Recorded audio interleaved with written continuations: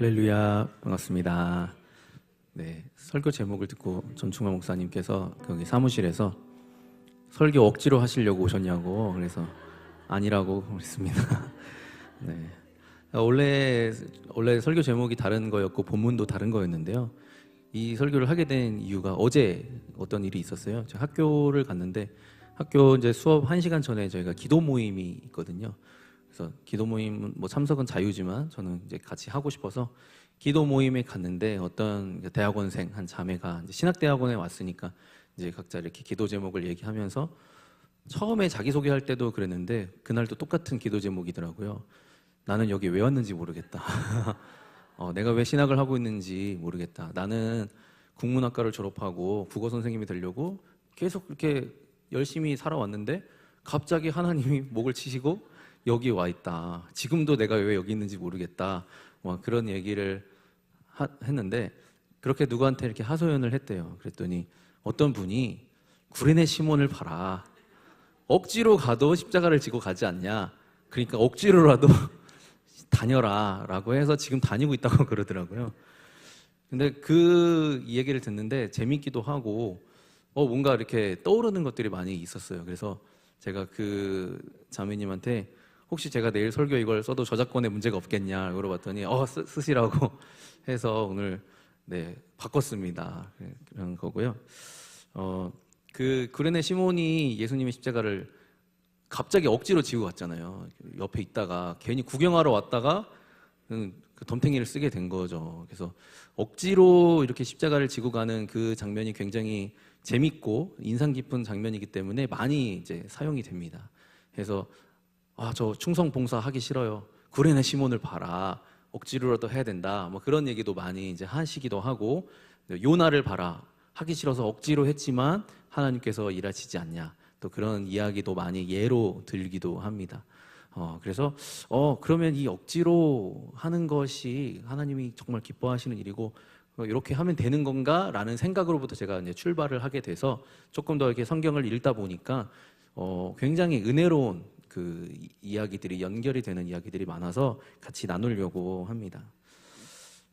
이런 일이 있었대요. 어떤 교회 어르신이 교회 의자를 옮기려고 하는데 혼자서 옮길 수가 없으니까 여기에 있던 어떤 청년한테 같이 의자 좀 이렇게 같이 들어서 저쪽으로 좀 옮겨줄래? 라고 얘기했더니 그 청년이 이렇게 얘기했다고 합니다. 시급 얼마 주실 거예요? 이게 굉장히 이제 좀 그죠? 씁쓸한 이야기입니다. 어떻게 보면 이 청년 입장에서는 돈도 안 주고 나한테 왜 노동력을 착취해? 라고 이제 생각하는 것이고 교회 또 어르신 입장에서는 우리가 함께 주님의 은혜 받은 사람으로서 당연히 주님께 봉사하고 교회 일을 내 집처럼 하는 것이 은혜 받은 자의 당연한 일이니까 자연스럽게 하라도 아니고 같이 하자라고 했는데도 그렇게 날카롭게 반응하는 거에 굉장히 이제 마음이 상했다라는 얘기를 듣게 됩니다. 그리고 왜 저한테 이런 어려운 직분을 맡기십니까? 라고 하는 것도 사실 우리가 흔히 많이 들을 수 있는 얘기고 사실 주변에 저도 그럴 수 있다고 생각합니다. 그래서 우리가 이런 질문에 어떠한 답을 가질 수 있을까? 그러면 쉽게 구레네 시몬처럼 억지로라도 해! 이렇게 단순하게 답을 하는 것이 옳은가라는 좀 생각을 해보게 됩니다. 오늘 읽었던 이 본문은 구레네 사람 시몬의 이야기입니다. 예수님께서 신문을 받으시고 이제 십자가에 못 박히시기 위하여 문 밖으로 나와서 골고다까지 가는 그 길, 비아 돌로로사라고 하는 그 길로 걸어가시는 장면입니다. 당연히 세간의 관심을 끌고 있었기 때문에 많은 사람들이 그 자리에 모여 있었고 예수님은 이미 체력이 기진맥진한 상태였기 때문에 지고 갈 십자가, 그 십자가의 무게를 이미 견딜 수 없는 상황이었다는 것을 예수님도 알고 있었지만 거기 있는 모든 로마 병사들조차 다 알고 있었던 상황입니다. 그렇게 되면 결국 십자가를 들고 가지 못하면 이 형 집행이 지연되게 되고 로마 병사들 퇴근해야 되잖아요. 그러니까 굉장히 난감한 상황이 벌어질 수 있다는 것을 예측하고 있었던 상황인 거죠. 그래서 이 로마 병사가 생각하기에 그 제도를 활용하면 되겠구나라는 거였습니다. 그 제도가 뭐냐면 억지로라는 단어의 어원이 되는 앙가레이아라는 제도가 있었어요. 그 로마에. 그게 뭐냐면 로마는 굉장히 작은 도시 국가였잖아요. 근데 로마에 위대한 사람들이 많아서 그 주변을 다 차지하는 거대한 제국이 됐죠. 그리고 나서 그 제국에 물자를 수송하는 일들이 굉장히 많이 원활하게 이루어져야 됐기 때문에 로마 군인들한테 법적으로 권한을 줬습니다. 어떤 권한이냐면 무거운 물건을 들고 이쪽으로 저쪽 동네로 옮기고 있는데 굉장히 무거워서 힘들다라고 하면은 지나가는 사람들 중에서 로마 시민권자 말고 우리의 식민 지배를 받고 있는 일반인, 자유인들 중에서 노예 말고 자유인들 중에서 아무라도 징발해서 그 사람에게 짐을 지우고 그 사람이 그 짐을 지고 오리, 그러니까 1.5km까지는 대신 짊어지고 갈 수 있다라는 게 법이었어요. 그걸 앙가레이아 법이라고 하는데 그 법대로 지나가는 사람을 잡아가지고 짐을 지어서 데리고 가는 거예요. 그래서 유대인들 입장에서는 식민 지배를 받는 피지배자들이었기 때문에 지나가다가 만약에 로마 병사가 나타났다. 빨리 숨어야 돼요. 무슨 일을 시킬지 모르잖아요. 그러면 1.5km면 한 20분 정도는 무거운 짐을 지고 걸어가 줘야 되거든요. 그러니까 그날은 세상 말로 재수가 없는 날인 거죠. 로마 병사들한테 걸리면. 근데 지나가다가 저 멀리서 이제 로마 병사가 부르는 거죠. 칼 가지고, 어이, 일로 와봐. 이렇게 부르는 거죠. 그러면, 네, 저요? 일로 와보라고! 하면서 이렇게 오면 그냥 말도 없이 어깨에다가 무거운 짐을 다 실어주고 가자! 하고 그냥 끌고 가는 겁니다. 만약에 이것을 거역하면 반역죄로 처벌받게 됩니다. 그러니까 무조건 오리 1.5km는 무조건 가야 돼요. 그러면 1.5km 가는 동안 기분이 굉장히 나쁘겠죠. 법은 법이니까 가기는 가야겠고 반역은 할 수는 없고 계속 입으로 욕을 하게 됩니다. 가면서 계속 막 욕을 하게 돼요. 그리고 이제 다 갔잖아요. 그러면은 야 내려놔. 그리고 가봐 꺼져 이렇게 한단 말이에요. 그러면 짜증 나잖아요. 그러면 바닥에다 침을 탁 뱉고 에이 재수가 없으라니까 하고 가는 거예요. 너 뭐라 그랬어? 아니에요. 그러고 그냥 하는 거예요. 그런 일들이 굉장히 흔하게 벌어졌다고 합니다. 그래서 그 상황을 예수님이 말씀하시는 부분이 산상수훈에 나옵니다. 예수님께서 누가 너한테 억지로 오리를 가자고 하거든 그 사람하고 오리만 가지 말고 심리까지 가라. 그게 그 법에 대한 이야기입니다. 그러니까 당시에 그 이야기를 들었던 사람들은 당해봤던 사람들도 그 중에 있었겠죠. 그러니까 아 진짜 하면서 굉장히 좀 재밌게 유쾌하게 들었을 거예요. 그래서 거기서 나오는 이 억지로라는 그 원어도 똑같이 앙가레이아를 사용하고 오늘 구레네 시몬이 지고 가는 이 십자가를 억지로 지겠다는 그 억지로도 같은 단어를 사용하고 있습니다. 그래서 법적으로 합법적인 거예요. 근데 예수님이 오리만 가지 말고 심리까지 가져라 라고 말하는 것은 너가 지금 당하고 있는 현실은 너는 식민지 지배, 피지배자고 우리가 일본의 식민지여서 일본 순사들이 우리를 마음대로 억지로 무슨 일들 다 시켰잖아요. 그럴 때마다 우리는 아마 굉장히 굴욕감을 느꼈을 거예요. 그 우리의 이제 조상들은 마찬가지로 당시 사람들도 굉장한 굴욕감을 느꼈을 겁니다. 나도 내가 종도 아니고 노예도 아닌데 나도 어엿한 예루살렘 이스라엘의 시민인데 왜 사람 대 사람으로 보지 않고 나를 짐꾼 취급하는지 너무 이제 굴욕감을 느끼는 거죠. 그래서 욕하고 재수 없다고 하고 그렇게 반응을 할 수밖에 없었던 겁니다. 그런데 예수님께서 그렇게 하지 말고 너에게 그렇게 굴욕을 주는 사람에게 사랑을 베풀어라. 오히려 심리를 동행해주고 짐 내려놓고 가면 그 사람들도 부끄러워할 거다. 오히려 그렇게 가면 그 사람들은 어안이 벙벙할 거다라는 거죠. 예수님이 또 이어서 두 가지 얘기를 더 하시죠. 오른편 뺨을 치거든 왼뺨을 돌려대라. 이것도 로마 문화와 연관이 있습니다. 오른편 뺨을 때리려면 어느 손으로 때려야 되죠? 왼손잡이여야 돼요. 오른편 여기가 오른쪽이니까 왼손으로 때려야 되는데 로마 시대에는 왼손은 레프트 핸드 절대 쓰면 안 되는 손이에요. 부정한 손이에요. 무조건 오른손으로 무언가를 해야 됩니다. 물건을 줄 때도 오른손. 왼손으로 주면 나를 완전히 무시하는 거예요. 그래서 때릴 때도 오른손만 사용하는 것이 그 당시에 체면 문화예요. 그래서 로마 사람들은요, 체면을 굉장히 중요하게 생각하는, 우리나라가 그 조선시대 때 양반들이 체면을 중요하게 생각했던 거죠. 체면에 목숨을 거는 사람들이었습니다. 그래서 무조건 오른손으로 때리게 되어 있어요. 근데 상대방이 나한테 뭔가 불이한 행동을 했다, 내가 화가 났다 라고 하면은 오른손으로 뺨을 칠 수 있습니다. 칠 수 있는 건 아니지만 치게 돼요. 뺨을 치게 되면 너 왜 나한테 그렇게 하면서 오른손 뺨을 칠 수 있어요. 그런데 이렇게 치는 경우가 있습니다. 손등으로 오른편 뺨을 이렇게 칠 수가 있어요. 이건 아프진 않은데 기분이 나빠요. 이건 누구한테만 하는 거냐면 나보다 낮은 계급에 있는 사람들을 조롱할 때 쓰는 행동이에요. 야야 탁 치면서 너의 주제를 알아라 라고 하면서 이렇게 툭 치는 겁니다. 그러면 유대인들이 받는 이 굴욕감은 상상을 초월하는 거죠. 그냥 이렇게 치는 게 아니에요. 너랑 나랑 동등한 입장인데 너 왜 나한테 그렇게 하면서 때린 게 아니라 너의 주제를 똑바로 알아. 너는 이거밖에 안 되는 존재하고 이렇게 때리는 거죠. 그런데 왼뺨을 돌려대면 어떤 상황이 벌어지냐면 왼뺨을 이렇게 돌려대잖아요. 그러면 나는 오른손밖에 못 치잖아요. 그러면 나는 나와 이 사람을 동일하게 왼뺨을 오른손으로 이렇게 정상으로 쳐야 돼요. 근데 그렇게는 안 되잖아요. 나는 계급이 높은 사람이고 나는 쟤를 무시하고 있는 사람이니까 이렇게는 때릴 수가 없어요. 그래서 순간 멈칫하게 되겠죠. 어떻게 하지? 왼손으로 때려야 되나? 근데 왼손으로 치자니 왼손은 안 쓰잖아요. 그럼 손등으로 때려야 되니까 이렇게 꺾어서 좀 우스꽝스러운 모습이 되겠죠.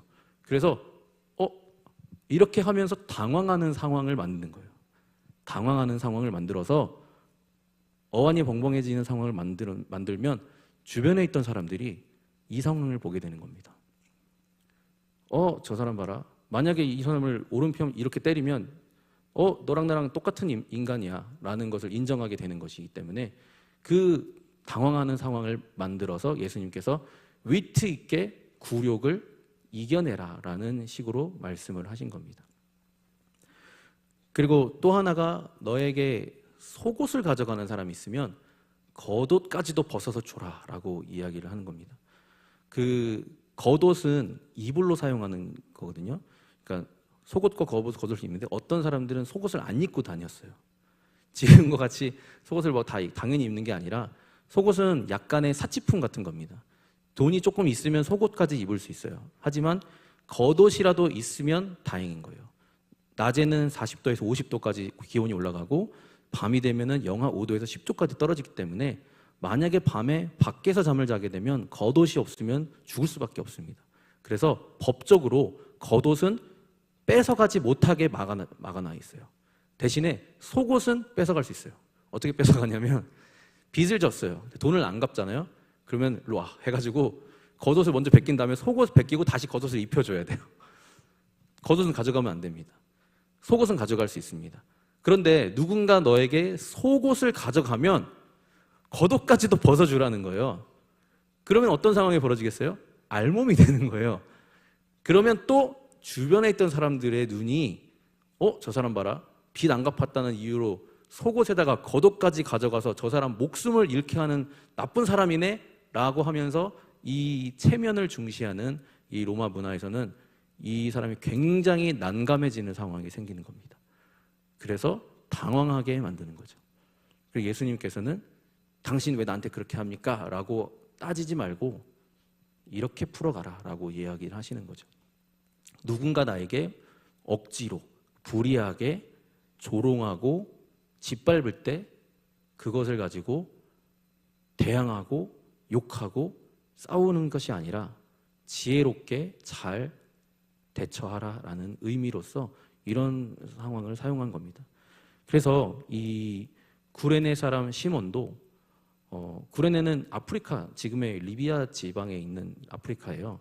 근데 지중해랑 가까웠기 때문에 이제 아프리카 그쪽에서도 예수님을, 하나님을 신실하게 믿었던 유대인들이 그쪽으로 가서 살았던 동네입니다. 그런데 이제 예루살렘 지방에 예배드리려고, 하나님을 잘 믿는 사람이었기 때문에 예배드리려고 여기에 예루살렘에 지금 마침 머물고 있던 상황이었던 거죠. 그리고 그런 일이 일어난 겁니다. 아무 이유도 모른 채 갑자기 어떤 죄인의 십자가를 대신 짊어지고 목적지까지, 골고다 언덕까지 올라가게 된 거죠. 나중에 기록에 보면 구레네 시몬의 아들이 둘이나 있었는데, 알렉산더라는 사람하고 루포라는 아들이 있었는데, 이 사람들이 초대교회에서 아주 신실한 전도자가 되었다라고 이야기합니다. 그러니까 억지로 무언가를 했어도 하나님은 그 사람을 잊어버리지 않으신다라는 거죠. 네. 그런데 그러면 그냥 억지로 그냥 하고 그렇게 해도 되는 것인가? 예수님께서 우리에게 말씀하시는 것은 거기에서 머물지는 말으라 라는 거죠.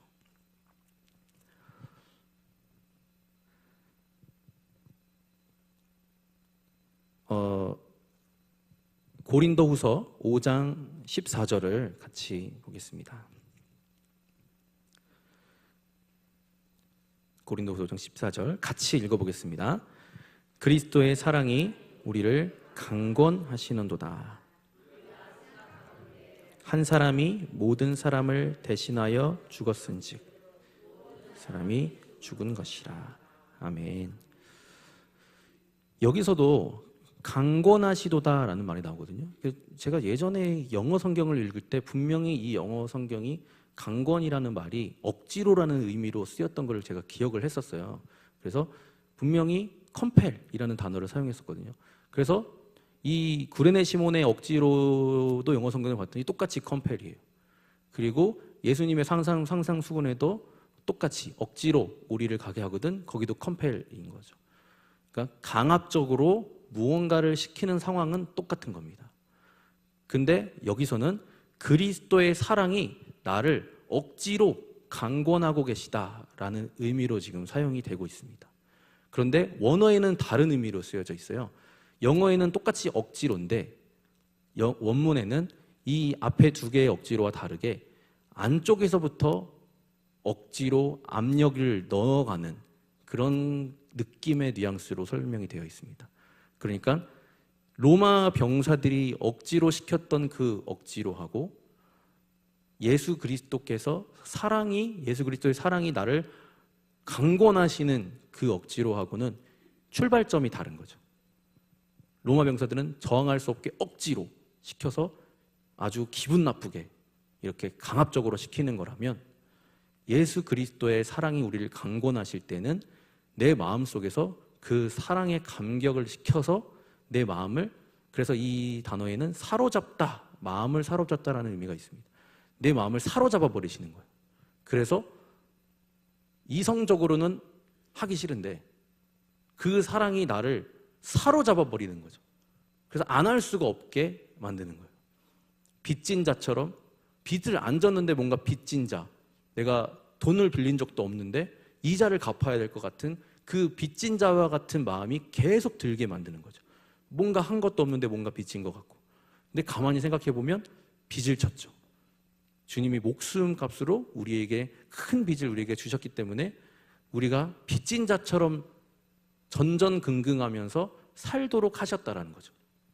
그래서 그리스도 안에 있는 그리스도인의 마음가짐은 어떤 것이냐면 빚진 자와 같은 마음, 전전긍긍하는 마음, 그리고 계속해서 압력을 받고 있는 마음입니다. 뭔가 계속 부족하고 뭔가 계속 해드려야 될 것 같고, 근데 하고 싶진 않아요. 왜? 우리의 육신의 소욕은 항상 편한 길을 찾고자 하니까. 그런데 그 그리스도의 사랑이 나를 자꾸 강권하여서 안 할 수가 없는 거예요. 그래서 그 찬송의 고백처럼 주의 사랑에 매여 있는 느낌인 거죠. 매여 있는 거. 그래서 강압적인 억지로 하고 그리스도의 사랑의 억지로는 완전히 다른 차원의 것이 될 수 있는 겁니다. 그 다음 절도 읽어보겠습니다. 고린도후서 5장 15절 같이 읽겠습니다. 그가 모든 사람을 대신하여 죽으심은 살아있는 자들로 하여금